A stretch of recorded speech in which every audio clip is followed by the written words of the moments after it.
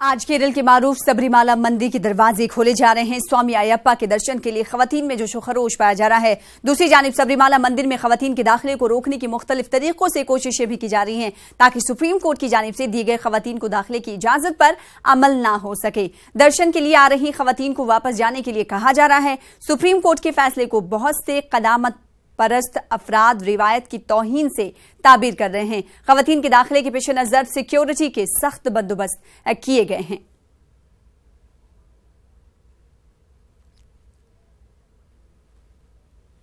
आज वजीर आजम नरेंद्र मोदी गाजीपुर के बीजेपी कारकुनान से वीडियो कॉन्फ्रेंसिंग के जरिए खिताब करेंगे। लोकसभा के तमाम असेंबली हलकों में 50 से ज्यादा जगहों पर बड़ी बड़ी LED स्क्रीन लगाई गई हैं। वजीर आजम का यह खिताब पार्टी लीडरों, कारकुनान और आम आदमी से होगा।